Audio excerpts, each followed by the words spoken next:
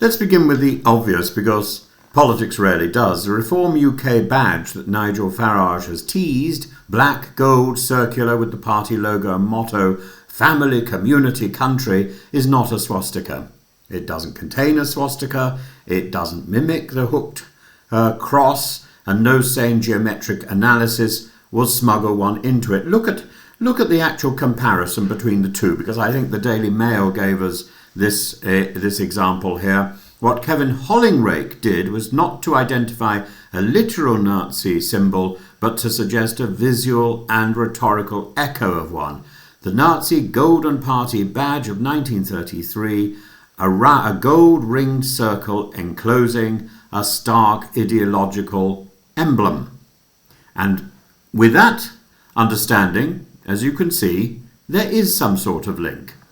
So the question is not, is it the same, but is the resonance deliberate, accidental, or invented by the looking? And that moves us from party banter into semiotics, the study of how symbols take on meaning and how meaning sticks to them like burrs. Semiotics, isn't that the stuff that the hero of Dan Brown's rubbish studies or teaches? First, a brisk history of the swastika, I think, is necessary, because without that history we cannot see what is being borrowed and what is ancient, even if it's unconsciously borrowed. The swastika is ancient. The Sanskrit swastika means well-being, good fortune. The symbol appears across Eurasia thousands of years before Nazism and is still sacred in Hinduism, Buddhism and Jainism. It is not in origin a hate symbol. It is a sun wheel, a cosmic turning, a wish for life to go well. Then 19th century Europe rediscovers it through archaeology in a fashion for Aryan origins. German nationalists began treating the swastika as proof of racial pedigree, and in 1920 Hitler adopts it as the Nazi party emblem, placing it in a white disc on a red field, a logo designed to be simple, brutal and unforgettable. And by the time the Nazis are in power, the swastika's meaning in Europe has been chemically altered.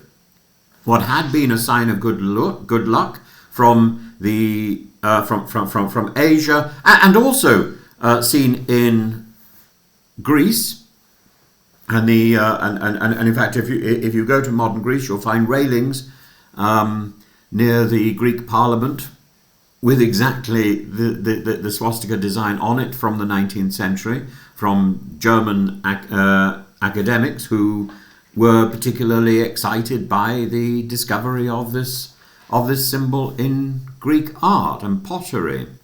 So what had been a symbol of a sign of luck, both in Asia and in Greece, had become a brand of domination and terror. That is why post-war Germany and others banned it. It's not because it is intrinsically evil.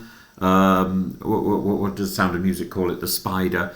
But because its European 20th century use made it a shorthand for genocide. Now, take that history and ask what the Golden Party badge meant. It was not merely a design object, it was a loyalty medal.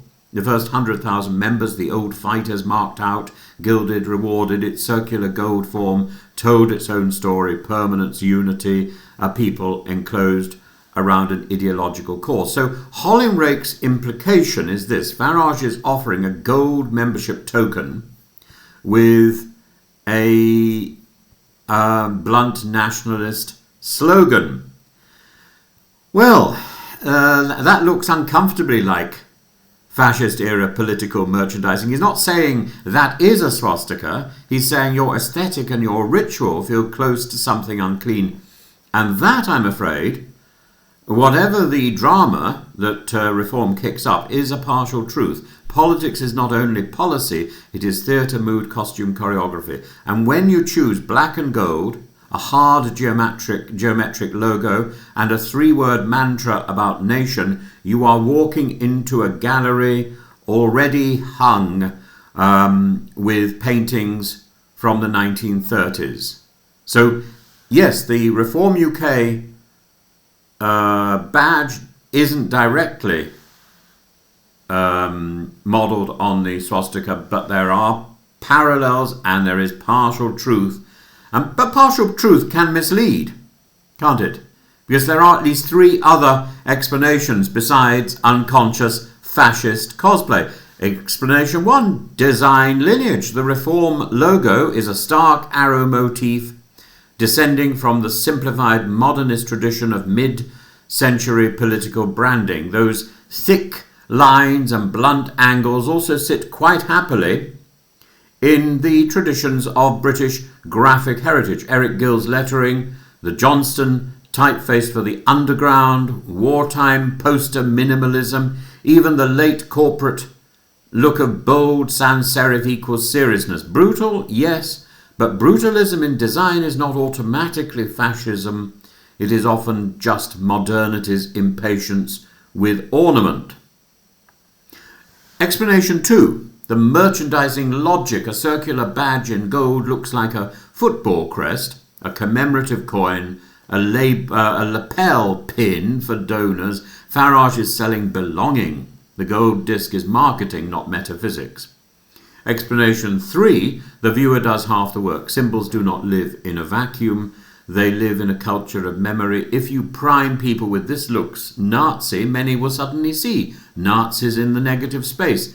That is not stupidity, it's how the brain handles pattern and trauma. We are meaning machines, we over-detect. And in a country in which fascism is the ultimate historical scarecrow, the mere hint of a 1930s visual rhyme triggers moral alarm bells, doesn't it? That is why Kevin Hollingerake's move is rhetorically clever and ethically dubious. Clever because it forces Reform to answer a question they hate answering. Are you flirting with the far right? Dubious because it smears voters by association. If you say badge A resembles badge B from a genocidal party, you are asking the audience to carry the association forward to the wearers. Reform are right to protest that as a slur. Now, if you go further, and things have resonance and things have meaning. If you take Mickey Mouse, for example, with a certain historical prompt, even Disney's gloves can be read as minstrel show inheritance, and sometimes that inheritance is real. Early animation certainly borrowed the gloves from racist stage conventions in the minstrel shows, whether we like it or not. But the deeper point is methodological. Almost any image can be made to resonate with almost any past if you provide the right narrative bridge. That doesn't make all resonances equal. It doesn't make Mickey Mouse racist. It means we must ask for evidence of intent, not just the thrill of a pattern. So how do we judge intent here? Look at the content, not only the contour. Reform's slogan, family, community, country, is a nationalist triad. It's a tricolon. It echoes conservative communitarian rhetoric. It can also, if you wish, echo fascist talk of organic nationhood. But triads are common in political speech precisely because they sound complete and moral and satisfying to the ear. The Nazis did not invent the 3-word slogan, Veni Vidi Vici.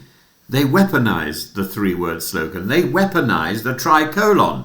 And thank God the tricolon has not been alienated by its use in Hitler's Europe. Look at behaviour. If the badge were one element in a systematic aesthetic of intimidation, uniforms, militarised rallies, cult of leader iconography, then the comparison hardens. If it is one merch item among many, the comparison softens. Look at the audience. Reform are aiming at disillusioned conservatives and Labour leavers, not a niche neo-Nazi subculture. Their look is meant to be tough, not Teutonic. My judgment, then, is this. Kevin Hollingerake's comparison is not pure fantasy. The gold circular loyalty badge plus severe nationalism does likely brush the Museum of Fascist Design. It is reasonable to notice that. But to treat it as a Nazi analogy is to skip several steps in the argument and to poison democratic discourse for a cheap hit. A responsible version would be this aesthetic borrows from authoritarian kitsch, perhaps unintentionally, and you should be careful. The irresponsible version is, you are basically Nazis. And one final thought. Democracies weaken when they treat visual resemblance as moral proof. They also weaken when they ignore the power of aesthetics in mass politics. The adult position is to hold both truths at once. Symbols matter, history haunts design, and accusation must not outrun evidence. So yes, the Reform badge has hints of the 1930s about it. Not necessarily because Farage wants a Reich of Kent and Lincolnshire, but because hard nationalism tends to rediscover the same visual grammar, circles of belonging, colours of resolve, slogans of blood and hearth. The job of critics is to say, be wary of that grammar, not to announce that everyone who reads it is already marching into it.